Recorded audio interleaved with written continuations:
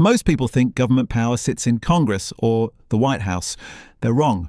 The real influence is buried 3 layers deep in agencies you've never heard of, held by people whose names never make the news. 28 years working inside that system taught me how it actually operates. Level 1. The entry-level bureaucrat. You apply for a job with the Department of Agriculture or the Environmental Protection Agency or any of the dozens of federal agencies scattered across Washington. The application process is brutal. usajobs.gov. Dozens of pages of questions. Veterans get preference. College degrees matter. Security clearances take months. You're competing against thousands of other applicants for positions that pay $35,000 to $45,000 a year. Most people wash out here. You get hired as a GS5 or GS7. That's the federal government's grade system. It runs from GS1 to GS15, then jumps to the senior executive service above that. Your job is mind-numbing. Processing permit applications, reviewing compliance reports, answering constituent emails that get forwarded from congressional offices. You sit in a cubicle under fluorescent lights. You attend meetings about meetings. You learn the acronyms FOIA, APA, CFROPM. The federal government speaks its own language. But here's what nobody tells you. You're learning the machinery.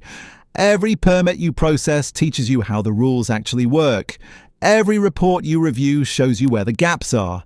Every constituent complaint reveals what the public doesn't understand about how policy gets implemented. You're not making decisions yet, but you're watching the people who do. Level 2, the subject matter expert. 5 years in, you've become specialized. Maybe you know everything about wetland regulations.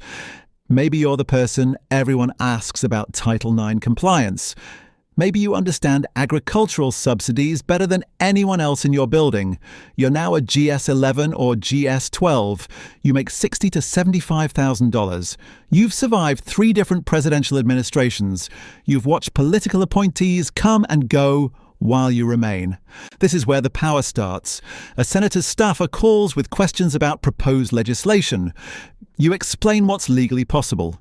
A journalist needs background information for a story. You provide context. A new political appointee needs to understand the programs they now oversee. You brief them. You're not setting policy, but you're shaping how other people understand the options. The political appointees change every 2 years on average. You've been here for a decade. You know which regulations actually get enforced and which ones exist only on paper. You know which interest groups have real influence and which ones just make noise. You know where the bodies are buried, metaphorically speaking, sometimes literally in the case of certain environmental agencies. Level 3, the senior manager. You're GS14 or GS15 now. You manage a division. 50 to 100 employees report to you. Your decisions affect billions in spending or millions of people, depending on your agency. You sit in meetings with assistant secretaries and deputy administrators. You draft the regulations that become federal law. Here's something most people don't understand. Congress passes laws that are often deliberately vague. The Clean Air Act doesn't specify exactly what counts as pollution or precisely how much is acceptable. It gives the EPA authority to determine that. The civil rights statutes don't define every possible form of discrimination. They give agencies the power to write rules that fill in the details. That's where you come in.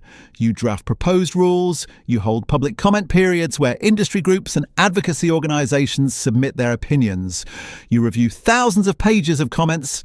Then you write the final rule, which gets published in the Federal Register and becomes binding law. Congress wrote 20 pages, you wrote 200.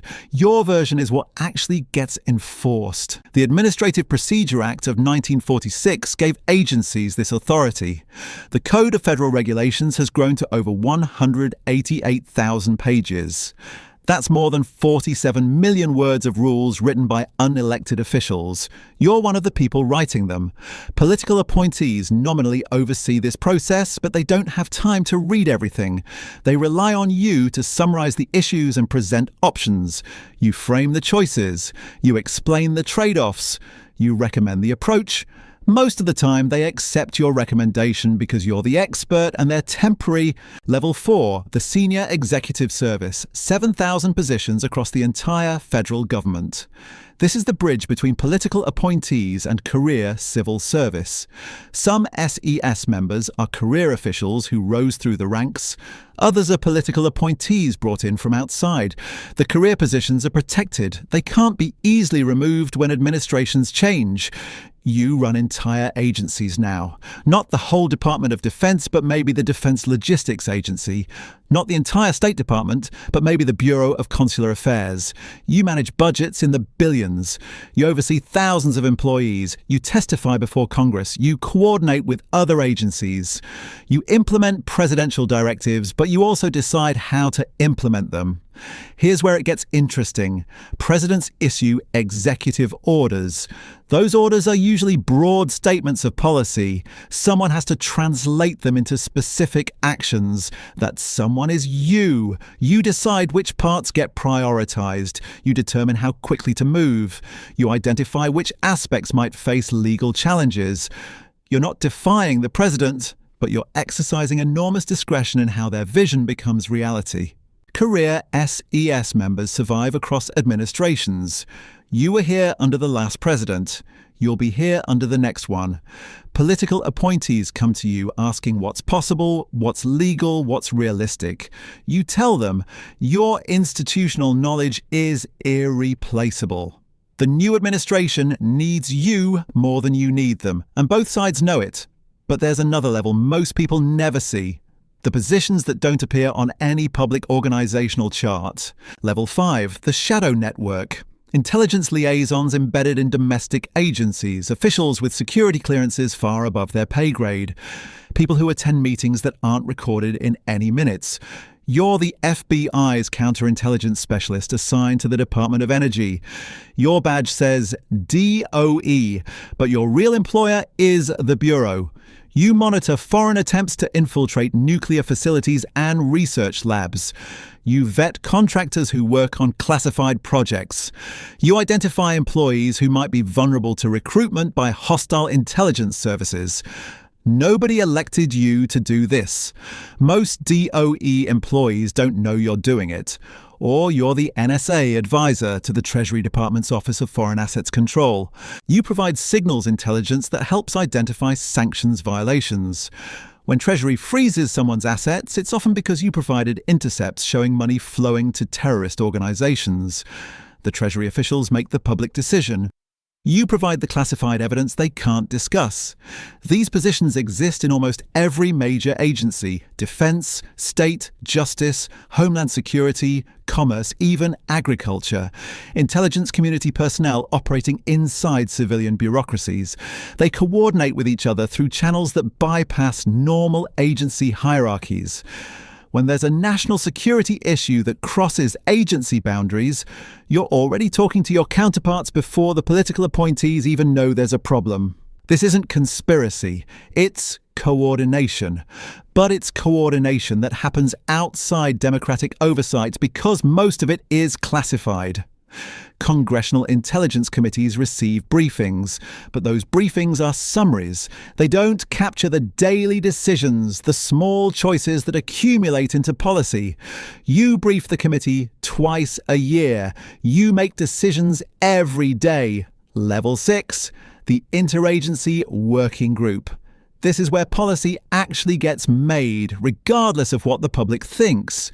An issue emerges: climate change, pandemic response, cybersecurity threats, whatever. Someone creates an interagency working group. Representatives from a dozen agencies attend weekly meetings in a secure conference room. You're the career official representing your agency because your political leadership doesn't have time to attend every meeting. The working group writes the policy options paper that goes to the National Security Council or the Domestic Policy Council. You draft the section covering your agency's equities and concerns. You negotiate language with the other agencies.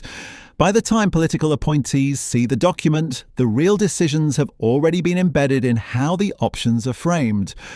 Option A is presented as legally risky. Option B is described as resource intensive. Option C is positioned as the reasonable middle ground. Guess which one gets selected? You didn't make the final decision, but you structured the choice. Political appointees average just over 2 years in their positions. You've been doing this for 15 years. You know how to shape outcomes without appearing to. You've seen 5 different political teams come through. They all think they're in charge. You let them think that. What happens when the political appointees want something you believe is wrong? Maybe it's illegal. Maybe it's just bad policy. Maybe it violates norms that have existed for decades. You have options. You can slow walk the implementation. Regulations take time to write properly. Environmental reviews can uncover complications. Interagency coordination requires extensive consultation. Something that could be done in 3 months takes 18 months instead. By then, maybe there's a new crisis and the political leadership has moved on to other priorities. You can flood them with information. Every decision requires a briefing memo. Make the memos longer. Include more technical detail. Raise more potential concerns. Political appointees have limited time and attention. If you make something complicated enough, they might decide it's not worth the effort. You can invoke process. The Administrative Procedure Act requires public notice and comment. That takes months. If the rule is challenged in court, it could take years. You can advise that the legal basis is questionable. You're not refusing to do it. You're warning them about the risks. If they proceed anyway and it gets struck down by a court, well, you did warn them. Or you can leak it. Call a reporter you trust. Provide documents showing what's being planned. Let public pressure force a reversal. This is dangerous. It's potentially illegal. But people do it anyway when they believe the stakes are high enough. You tell yourself you're protecting the institution.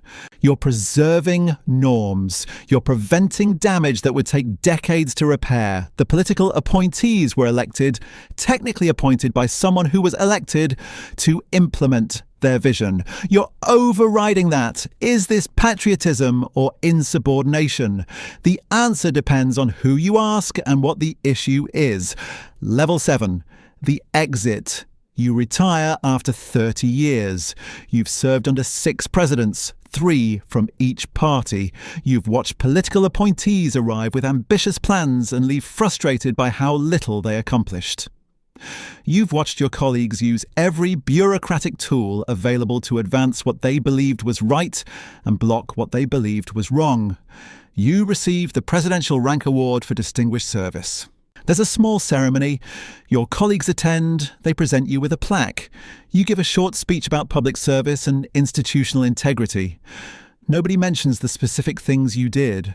Nobody talks about the policies you delayed or the initiatives you quietly killed. Nobody discusses the times you shaped decisions by controlling what information reached the decision makers. You move to a house in Maryland or Virginia. You write your memoirs, carefully avoiding anything classified. You frame your career as faithful service to the Constitution and the American people. You never mention the tension between serving elected officials and serving your own judgment about what's best for the country. That's the question nobody wants to examine too closely. In a democracy, unelected officials implement the policies chosen by elected leaders. But when those officials believe the elected leaders are wrong, what happens? The system assumes good faith on all sides. It assumes political leaders won't demand illegal or catastrophic actions. It assumes career officials won't substitute their preferences for democratic choices. When those assumptions break down, the machine starts grinding against itself. That's where we are now. The machine is grinding. Everyone can hear it. Nobody agrees on what it means or how to fix it. Scheduled policy career changes this. 50,000 positions reclassified, career protections removed, political accountability restored depending on your perspective. Civil service destroyed depending on your perspective. The lawsuits have already started. The National Treasury Employees Union filed in district court the day after the executive order. This will take years to resolve. Meanwhile, the bureaucrats who've spent decades building institutional power are deciding whether to adapt or resist. Some will retire early. Some will comply, some will fight. The system that took 70 years to build might unravel in 4. Or it might survive like it always has, absorbing the changes and continuing underneath. Either way, the shadow ladder still exists. The question is whether anyone outside the system will ever truly control it.